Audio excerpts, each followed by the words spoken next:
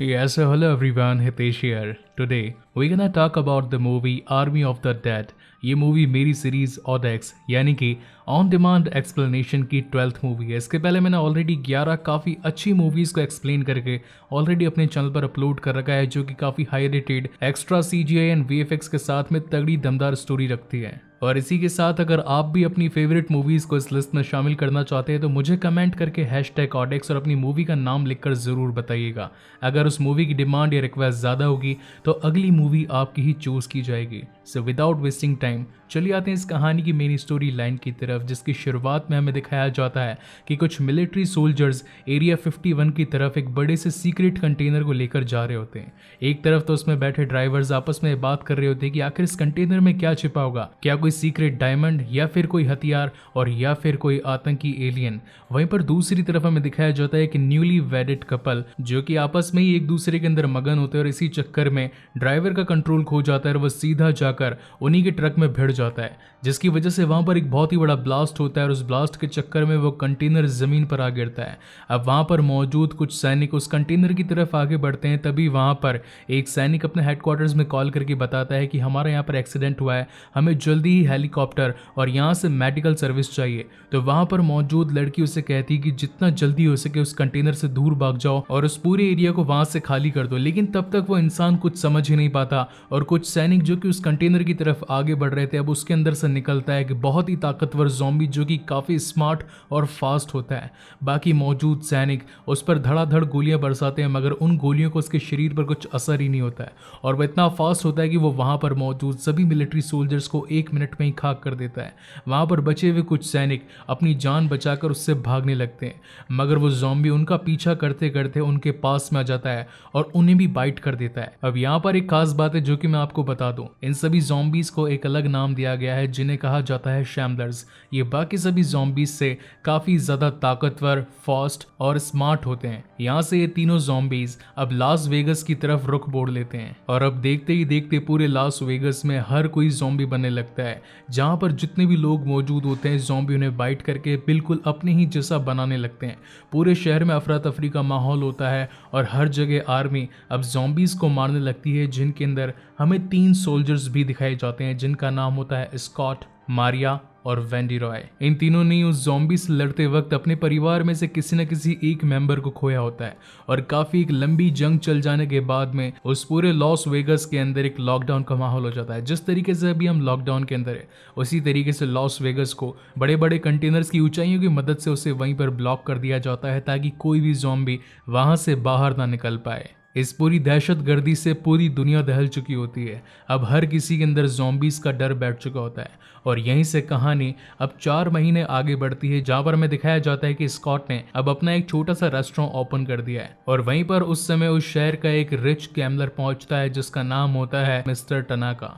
और वो आकर स्कॉट से कहता है कि मैं जानता हूँ 4 दिनों के अंदर इस लॉस वेगस शहर पे एक बहुत ही बड़ी न्यूक्लियर मिसाइल गिरा दी जाएगी, जिसकी वजह से ये पूरा शहर तो तबाह होगा ही होगा और साथ ही मेरा 200 मिलियन जो कि ओलंपस के कैसीनो के बेसमेंट में मौजूद है वो सारा पैसा भी राख बनकर उड़ जाएगा। इसलिए मेरे पास में तुम्हारे लायक एक काम है, अगर तुम अपनी पूरी टीम के साथ में उस ओलंपस के अंदर जाकर 200 मिलियन यूरोज मेरे पास में लेकर आओ तो मैं उसके बदले तुम्हें 50 मिलियन यूरोज दूंगा। इस काम के लिए तुम चाहे जितने भी लोग चुन सकते हो, ये तुम्हारे ऊपर डिपेंड करता है क्योंकि वो 50 मिलियन तुम्हारे, अब तुम चाहो तो उसे किस तरीके से डिस्ट्रीब्यूट करो ये सब कुछ तुम पर डिपेंड करता है। इसके लिए मैं तुम्हें 36 घंटे देता हूँ, मुझे सोचकर बता देना कि क्या तुम इस काम के लिए एग्री हो या नहीं। और अब इस अमाउंट को सुन लेने के बाद में स्कॉट रात भर इस बारे में सोच रहा होता है कि क्या उसे ये काम करना चाहिए या नहीं, क्योंकि अगर वो लॉस वेगस में गया तो वो तो मरेगा ही मरेगा और साथ ही जिन लोगों को लेकर जाएगा उनकी भी लाशों का गुनाह उसके सर पर आएगा। वहीं दूसरी ओर सीन शिफ्ट होता है लॉस वेगस के उसी लॉकडाउन एरिया के बाहर मौजूद कुछ रेफ्यूजी कैंप्स में, जहां पर हमें दिखाई जाती है इंडिया की actor none other than Huma Qureshi, जिनका इस मूवी में नाम रखा गया है गीता। गीता के 2 बच्चे होते हैं और ये लोग अब यहाँ से कहीं और शिफ्ट होने वाले होते हैं, मगर इनके पास में पैसे नहीं होते हैं। तो वहाँ पर गीता एक लड़की से मिलती है जिसका नाम होता है केट। अब यहाँ पर आपको बताता चलूँ कि केट और कोई नहीं बल्कि स्कॉट की ही बेटी होती है। वहां पर गीता केट से कहती है कि इस पूरे रेफ्यूजी कैंप में एक लड़की है जिसका नाम है लिली, जो कि कुछ पैसों के बदले हम इंसानों को उस लॉस वेगस के लॉकडाउन एरिया में भेजती है, जहां से कुछ चोरी करके हम पैसा वहां से लेकर आ सकते हैं। उन दोनों की आपस में ये बातें चली रही थी और तभी वहां पर एक सिक्योरिटी गार्ड पहुंच जाता है जिसका नाम होता है बर्ट, और वो वहां पर आकर केट को परेशान करने लगता है। तब वहां पर गीता बीच में आकर उन दोनों की बात को संभालती है और वहां से बर्ट को जाने के लिए कह देती है, और साथ ही केट को समझाती है कि अगर मुझे पैसों की व्यवस्था ना हुई तो मैं अपने बच्चों को आगे फ्यूचर में संभाल नहीं पाऊंगी, इसलिए मुझे तो ये कदम उठाना ही पड़ेगा। वहीं पर अब सीन शिफ्ट होता है पास्ट में, जहाँ पर हमें दिखाई जाती है स्कॉट की फैमिली, जिसके अंदर उसकी एक पत्नी और यहीं उसकी बेटी यानी कि केट होती है। यहाँ पर हमें पता चलता है कि पास्ट के अंदर उसकी बीवी को एक ज़ॉम्बी ने बाइट कर लिया होता है, जिसकी वजह से वो भी अब एक ज़ॉम्बी में बदल रही होती है, और अब ना चाहते हुए भी स्कॉट को चाकू से उसके सर पर वार करके उसकी जान लेनी पड़ती है, जो कि ये सारा हादसा केट अपनी आंखों के सामने देख रही होती है, और यही रीज़न होता है कि केट ने अपने पिता को छोड़ दिया होता है। वहीं पर अब अगले दिन स्कॉट ने ये डिसाइड कर लिया था कि वो टनाका से हाथ मिलाकर अपनी टीम को काम पे लगा देगा, और इसी के चलते वो एक एक करके अपने होने वाली टीम मेंबर्स के पास में मिलने के लिए जाता है। सबसे पहले वो पहुंचता है मारिया के पास में, जो कि काफ़ी अच्छी तरीके से टीम को हैंडल कर सकती थी। उसके बाद में वो पहुंचता है अपने खास दोस्त वेंडी रॉय के पास में, जो कि काफ़ी अच्छा शूटर होता है। वहीं से उसकी मुलाकात होती है मैरियान से, जो कि हेलीकॉप्टर उड़ाने में माहिर होती है। वहीं पर अगली उसकी रिक्रूटमेंट होती है कुछ शूटर्स की, जिनमें वो शामिल करता है माइकी को और उसकी बेस्ट फ्रेंड चेम्बर्स को। इन्हीं के साथ में उन्हें एक लॉकर तोड़ने वाले की भी ज़रूरत थी, इसलिए वो एक शख्स के पास पहुंचते हैं जिसका नाम होता है डीटेर, और वो लॉक तोड़ने में काफ़ी माहिर होता है। और उन सभी को अपने टीम में जोड़ लेने के बाद में एक दिन पहले अब ये सारे के सारे मेंबर्स तैयार होते हैं अपनी गन्स और साथ ही सारे साजो सामान के साथ में उस ओलंपस एरिया में जाकर बेसमेंट से उस तिजोरी को तोड़कर 200 मिलियन यूरोज निकालने के लिए। और अब जैसा कि 36 घंटे पूरे हो चुके थे, तो वहां पर तनाका उनसे मिलने के लिए आता है और कहता है कि इस काम में मेरा एक साथी भी तुम्हारे साथ में होगा जिसका नाम है मार्टिन। ये हर वक्त तुम पर नजर रखेगा कि कहीं तुम पैसों को लेकर यहाँ से भाग तो नहीं रहे हो। और साथ ही वो इन्हें कुछ ब्लूप्रिंट्स भी देता है जिनकी मदद से ये बेसमेंट में जाकर उस तिजोरी से वो सारा पैसा निकाल कर यहाँ पर वापस आ सकते थे। वहीं पर सीन शिफ्ट होता है उसी रिफ्यूजी कैंप में, जहाँ पर स्कॉट अपनी बेटी केट से आखिरी बार मिलने के लिए आया था और उसे कहता है कि मैं एक मिशन पर जा रहा हूँ और हो सकता है कि मैं जिंदा वापस आऊँ या नहीं हूँ, इसलिए मैं लास्ट टाइम तुमसे मिलने के लिए यहाँ पर आया हूँ। और तब उनसे बातें करते टाइम वो जब अपनी फ्रेंड गीता के कैंप में जाकर देखती तो उसे पता चलता है कि गीता तो यहाँ पर है ही नहीं, और तब वो सीधा जाकर लिली से मिलती है और उसे पूछती है कि आखिर तुमने गीता को कहाँ भेज दिया, और वहीं से उनकी एक फाइट हो जाती है। अब अगले दिन मॉर्निंग में सीन शिफ्ट होता है जहाँ पर ये पूरी टीम अब उस लॉस वेगस के लॉकडाउन एरिया से अंदर जाने वाली होती है, लेकिन उससे पहले उन्हें एक ऐसे शख्स की ज़रूरत थी जो कि एक छिपे हुए रास्ते से उन्हें लॉकडाउन के एरिया में पहुंचा सके, और ये काम और कोई नहीं बल्कि लिली ही कर सकती थी। और अब इस वजह से उन सभी को लिली को भी अपनी इस टीम में शामिल करना पड़ता है। उनकी ये बातें चली रही थी मगर तभी वहाँ पर ब्रूट पहुंच जाता है, जो कि उन्हें धमकी देता और कहता है कि अगर तुम इलीगल वे में यहाँ से बाहर निकले तो मैं बाकी सभी सिक्योरिटी गार्ड्स को बोलकर तुम्हारा यह प्लान यहीं पर ख़त्म करवा दूंगा। तो वहाँ पर स्कॉट कहता है कि इसके बदले में मैं तुम्हें 20,000 यूरोज दूंगा, और इस 20,000 यूरोज का नाम सुनते ही तो वो मानो पागल हो जाता है और उनकी टीम के साथ में काम करने के लिए तैयार हो जाता है। और यहीं पर अब अपनी चालाकियों के साथ में से लिली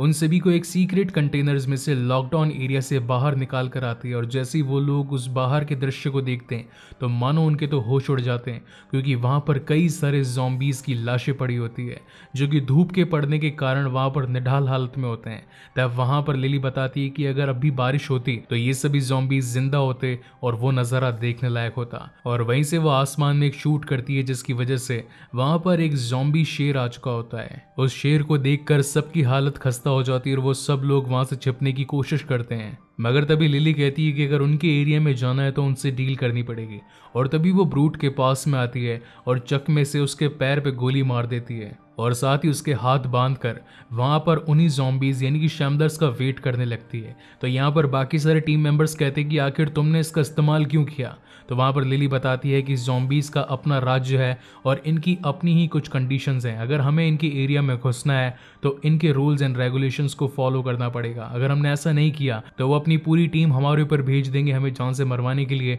और जो काम हम यहाँ पर करने के लिए आए हैं वो कभी हो ही नहीं पाएगा। और अब उस गोली की आवाज़ सुन के वहाँ पर एक शेम्बलर और साथ ही उन ज़ॉम्बीज़ की ब्राइड भी पहुँच जाती है। उनके सामने ब्रूट की एक बॉडी पड़ी होती है, तो ये दोनों ज़ॉम्बी समझ जाते हैं कि इंसानों ने हमारे लिए एक तोहफा भेजा है और वो उस तोहफे को लेकर निकल जाते हैं और बाकी उन इंसानों के लिए ओलंपस एरिया का रास्ता क्लियर कर देते हैं। अब यहाँ से ये सारी की सारी टीम मिलकर उस ओलंपस एरिया के अंडरग्राउंड वे में से जाने लगती है, क्योंकि अगर वो मेन रोड से जाते और वहाँ पर अगर कोई शैमलर उन्हें मिल जाता तो वो शैमलर्स उन पर वहीं हमला कर डालते और उनमें से कोई भी नहीं बचता। वहीं पर सीन शिफ्ट होता है इन ज़ॉम्बीज के मेन लोकेशन पर, जहाँ पर इनका मेन हेड जिसको नाम दिया गया होता है ज़्यूस, वहाँ पर अब उसकी ब्राइड अब ब्रूट को लेकर आती है और साथ ही उसके कान में कुछ फुसफुसाती है। तो वहाँ पर ज़्यूस को पता चलता है कि उसकी ब्राइड अब पेट से है और थोड़े ही समय बाद में वो उनके एक बेटे को जन्म देने वाली है। और इसी खुशी के मौके पर वो वहाँ पर ब्रूट को खाते नहीं बल्कि उसे भी एक शैमलर बना देते हैं। वहीं अब दूसरी तरफ ओलंपस के एरिया में से अंडरग्राउंड होकर पूरी टीम मेन रोड के लिए निकल रही होती है,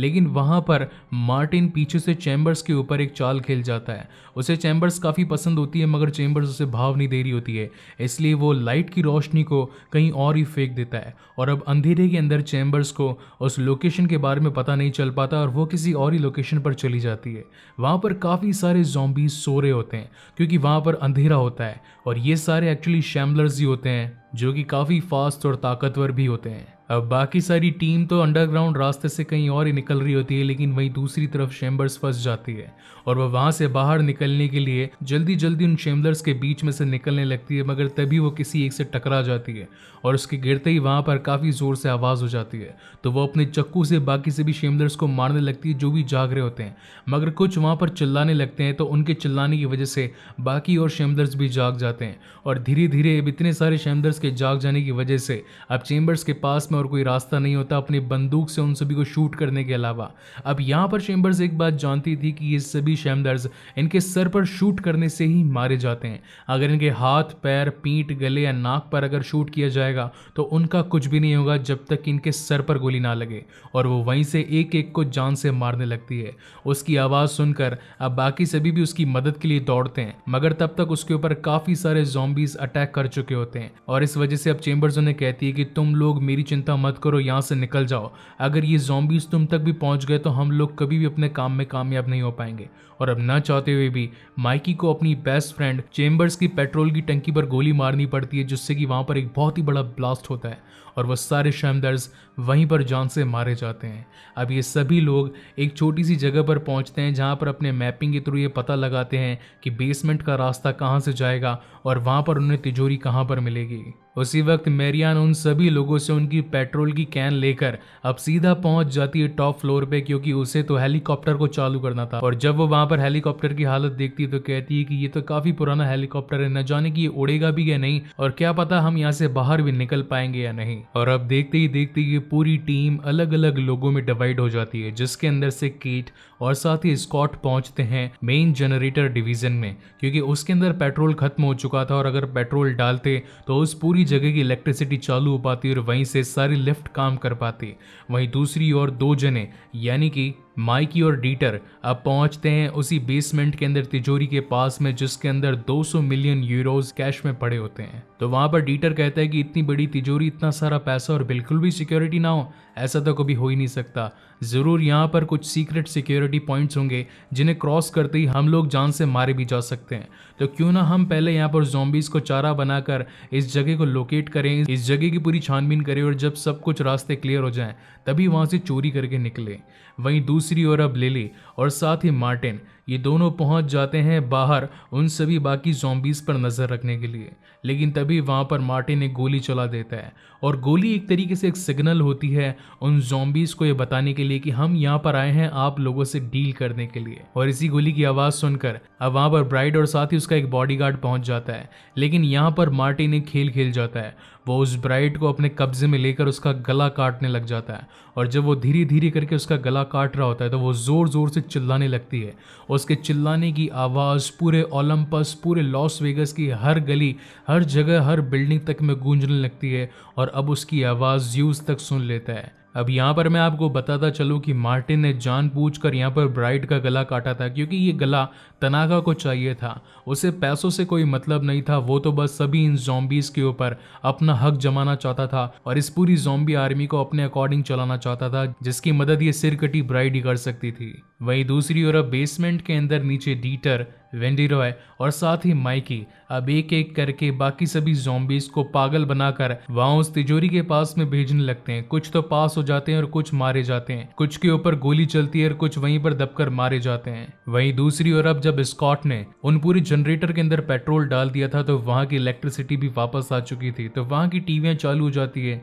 और तब उन लोगों को पता चलता है कि अब 4 दिन की बजाय सिर्फ और सिर्फ 1.5 घंटे के अंदर यहाँ पर ब्लास्ट होने वाला है। ये बात सुनने के बाद तो अब हर कोई अपने काम करने की स्पीड बढ़ा देता है। वहीं दूसरी ओर जब मेरियन उस हेलीकॉप्टर को स्टार्ट करने की कोशिश करती है तो एक्स्ट्रा पावर के चक्कर में उसमें एक ब्लास्ट हो जाता है और उसका हेलीकॉप्टर चलते चलते रुक जाता है। वहीं पर अब डीटर पहुंच जाता है उस तिजोरी के पास में से खोलने के लिए, तो सब लोग कहते हैं कि क्या तुम ये काम जल्दी कर पाओगे, क्योंकि हमारे पास में बहुत ही कम समय बचा है। तो डीटर उन्हें कहता है कि ये काम काफ़ी शांति और बारीकियों से भरा है, तो इसलिए मैं चाहता हूँ कि प्लीज़ आप सब चुप हो जाइए ताकि मैं इस लॉक को ठीक तरीके से खोल पाऊँ। और काफ़ी मुश्किलों के बाद में फाइनली वो उस तिजोरी को खोल ही देता है, जिसके अंदर पड़े होते हैं 200 मिलियन यूरोज। वहीं दूसरी ओर अब ज़्यूस पड़ चुका होता है उन सभी के पीछे, क्योंकि उसकी ब्राइड को इन लोगों ने जान से मार दिया था। और जब वो नीचे पहुंचकर अपनी ब्राइड को देखता है तो उसके हक्के बक्के छूट जाते हैं और वो अपनी ब्राइड को उठाकर वापस अपने मेन हेडक्वार्टर्स में आता है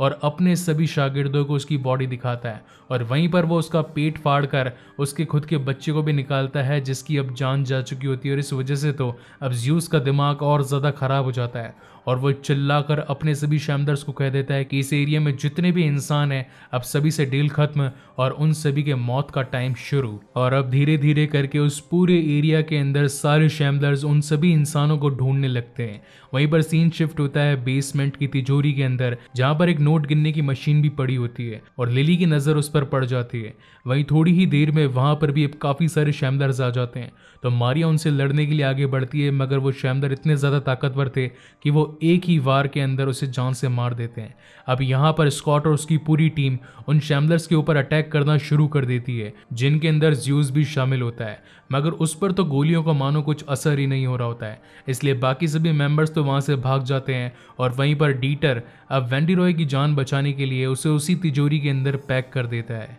वहीं दूसरी तरफ जो भागने का एक्चुअल रास्ता था, मार्टिन उस भागने के रास्ते को वहां से बंद करके खुद ही उस ब्राइड की कटी हुई मुंडी को लेकर वहां से भागने लगता है, मगर तभी उसका पीछा वो ज़ॉम्बी शेर कर रहा होता है और उसे उस बात का पता ही नहीं होता है। जब रास्ते के अंदर उसे अपनी थैली थोड़ी सी हल्की महसूस होती है तो वो उसे खोल कर देखता है कि क्या ये सही सलामत है या नहीं, और जब वो उसे खोल कर देखता है तो उसे पता चलता है कि यहाँ पर तो ब्राइड की मुंडी नहीं बल्कि मनी काउंटिंग वाली मशीन मौजूद है। और तभी वहां पर वो ज़ॉम्बी शेर आकर उस पर वार कर देता है और उसे वहीं पर जान से मार डालता है। अब इन सभी लोगों के पास में वहां से भागने के अलावा और कोई भी रास्ता नहीं था, इसलिए ये सभी लोग अब वहां से ओलंपस के मेन कैसीनो वाले एरिया से भागने की कोशिश करते हैं, जिसके अंदर सारे के सारे ज़ॉम्बीज और शैमलर्स इनके पीछे पड़ जाते हैं। और अब जो हाल चैम्बर्स का हुआ था वही हाल माइकी का हो जाता है और वो कहता है कि तुम सभी को यहाँ से जाना पड़ेगा, क्योंकि इन सभी को रोकने के लिए सिर्फ और सिर्फ एक बॉम्ब ही काम आएगा। और वहां से वो सभी लोग माइकी को छोड़कर अपने आगे का सफर तय करने लगते हैं और माइकी वहां पर एक बहुत ही बड़ा ब्लास्ट कर देता है। वहीं दूसरी तरफ अब केट उनकी मेन बिल्डिंग में पहुंचती है, क्योंकि उसे गीता को जान से बचाना था। वहीं दूसरी ओर अब मैरियन का हेलीकॉप्टर भी स्टार्ट हो चुका था और वो बाकी सभी को हेलीकॉप्टर में बैठाकर निकलने ही वाली होती है। और तभी वहां पर कैली पहुंच जाती है और उसके हाथ में ब्राइड की मुंडी भी होती है, मगर उसका पीछा करते करते अब ज़्यूस भी उस तक पहुंच चुका होता है। तो वहां पर कैली कहती है कि मेरा पीछा मत कर वरना मैं इसकी मुंडी उड़ा दूंगी। अब यहाँ पर इसकी मुंडी जिंदा होती है, इसका मतलब ये है कि अगर वो शैमलर्स ब्राइड की मुंडी को उसकी धड़ से जोड़ दे तो वो वापस से जिंदा हो सकती थी। मगर तभी वहां पर उसका जैसे ही ध्यान चूकता है तो ज़्यूस उसके सिर में एक बहुत ही बड़ा सरिया फेंक कर मार देता है। मगर वहां पर लिली भी काफी चालाक थी, जो कि काफी ऊंचाई से उस ब्राइड की मुंडी पटक देती है, जो कि जमीन पर गिरते ही फूट जाती है और उसकी जान चली जाती है। वहीं पर सीन शिफ्ट होता है केट पर, जो कि अब उस बिल्डिंग में पहुंचकर गीता को फाइनली बचा ही लेती है। लेकिन इस मोमेंट तक काफ़ी टाइम हो चुका था और यहाँ पर अब ज़्यूस भी पहुँच चुका होता है जिसके पास में उसकी पूरी आर्मी होती है। और यहाँ पर सबसे खास बात तो ये है कि उसके पास में सर पर एक लोहे का टोपा होता है जिसकी मदद से अगर कोई भी उसके सर पर वार करे तो वो मरता ही नहीं है, और अगर गोली उसके सर के आर पार होगी ही नहीं तो वो हमेशा जिंदा रहेगा और बाकी सभी लोगों को मौत के घाट उतारता रहेगा। एक मोमेंट ऐसा आता है जब केट के आसपास और कोई रास्ता नहीं होता और वो जोर जोर से चिल्लाने लगती है। उसी बिल्डिंग के ऊपरी छोर पर स्कॉट भी मौजूद होता है और वो जैसे ही अपनी बेटी की आवाज सुनता है तो वो उसे बचाने के लिए नीचे पहुंच जाता है और उस ज़ॉम्बी को शूट करने लगता है। और काफी लंबी चलने वाली लड़ाई के बाद में ये सारे लोग बचकर सीधा छत पर आ जाते हैं क्योंकि छत पर उसने मैरियन को रुकने के लिए कहा था। मगर जब ये लोग छत पर पहुंचते हैं तो देखते हैं कि वहां पर तो मैरियन है ही नहीं, वो हेलीकॉप्टर लेकर भाग चुकी है। मगर थोड़ी ही देर में वहां पर मैरियन फिर से पहुंच जाती है और जैसे ये लोग सारे के सारे उस हेलीकॉप्टर के अंदर बैठकर वहां से निकलने ही लगते हैं तभी वहां से वो ज़्यूस ज़ॉम्बी एक बहुत ही बड़ी छलांग लगाता है और डायरेक्ट उनके हेलीकॉप्टर के अंदर जाकर लैंड होता है। और वहां पर अब स्कॉट और साथ ही ज़्यूस की एक बहुत ही भयंकर और तगड़ी ब्रूटल फाइट होती है। उस लड़ाई के चलते स्कॉट का हाथ भी टूट जाता है और वो काफी जख्मी हो जाता है। मगर उसके पास में आखिरी बंदूक और आखिरी गोली होती है जो कि वो उसके फेस पर चला देता है और जैसी गोली उसके सर से टकराती है उस ज़्यूस की खोपड़ी फट जाती है और वो वहीं पर जान से मारा जाता है। मगर वो मरता उससे पहले उसने स्कॉट को काट खा लिया था। अब कैसे तैसे तो एक और ये सभी लोग अपना हेलीकॉप्टर वहां से निकाल कर उस पूरे लॉस वेगस से निकलने की कोशिश करते हैं। वहीं दूसरी ओर अब गवर्नमेंट की तरफ से लॉस वेगस के ऊपर न्यूक्लियर मिसाइल्स गिरा दी जाती है जिससे कि वहां पर एक बहुत ही बड़ा ब्लास्ट होता है। उस ब्लास्ट की तरंगे इतनी दूर तक जाती है कि उनके हेलीकॉप्टर्स पे भी उन मिसाइलों की तरंगों का असर होता है जिस वजह से उनका हेलीकॉप्टर वहीं पर गिरकर क्रैश हो जाता है। अब वहां पर केट अपने पिता यानी कि स्कॉट से बात करने लगती है और कहती है कि मैं जानती हूँ कि आपने कोई भी डिसीजन गलत नहीं लिया है। और वहां पर अब वो वक्त आ चुका था जब स्कॉट भी धीरे धीरे करके इस ज़ॉम्बी में बदलने वाला था और वो अपनी ही बेटी को अपने आप को शूट करने के लिए कहता है। वहां पर केट काफी इमोशनल होती है क्योंकि उसे अपने पिता को शूट करना था, मगर वो अगर ऐसा नहीं करते तो उसके पिता भी ज़ॉम्बी बनकर उसे जान से मार देते और फाइनली न चाहते हुए भी केट को अपने पिता को शूट करना ही पड़ता है। और अब वहां से वो अपना सफर पैदल ही शुरू कर देती है। वहीं पर सीन शिफ्ट होता है रात को जहां पर हमें दिखाई जाता है कि लॉस वेगस शहर के ऊपर अब मिसाइल गिरने की वजह से वो पूरा का पूरा शहर खत्म हो चुका होता है। मगर वेंडी रॉय जो कि उस तिजोरी के अंदर मौजूद था जिसके पास में काफ़ी बड़े बड़े बैग थे, वो अब पैसों के साथ में उस तिजोरी से जिंदा बचकर बाहर निकल जाता है। और वो बाहर निकलने के बाद में चलते चलते एक फैसिलिटी में पहुंचता है जहां से कार करके वो सीधा प्राइवेट चार्टर प्लेन की लोकेशन पर जाता है और कहता है कि यहाँ से मुझे न्यूयॉर्क की ओर जाना है। अंदर बैठे बैठे उसकी काफ़ी खातिरदारी होती है क्योंकि उसके पास में इतना पैसा था कि उसने एक प्राइवेट जेट प्लेन ही खरीद लिया होता है। मगर उसकी हालत इतनी ज़्यादा ख़राब होती है तो वहाँ की एरोस्टेस उसे कहती है कि क्यों ना आप थोड़ा सा आराम कर लें। और जब वो बाथरूम में जाकर अपने आप को चेक करता है तो उसे पता चलता है कि वो भी अब ज़ॉम्बी की बाइट से इन्फेक्टेड है और ये प्लेन अब जा रहा होता है न्यूयॉर्क में। इसका मतलब ये है कि अब अगली ज़ॉम्बीज़ की फाइट न्यूयॉर्क में होगी जो कि इस मूवी का एक सीक्वल पार्ट होगा। और इसी के साथ ये मूवी यहीं पर ख़त्म होती है। सो गाइज, आपको ये वीडियो कैसा लगा प्लीज़ मुझे लाइक और कमेंट करके ज़रूर बताइएगा। और अगर पहली बार इस चैनल पर आए हैं तो इसे ज़रूर सब्सक्राइब भी कीजिएगा। इसके बाद में मैं आपकी most awaited movie Jack Snyder Justice League को इस चैनल पर लाने वाला हूँ। And again guys, thank you very much for watching this video. मिलते हैं अगले वीडियो में।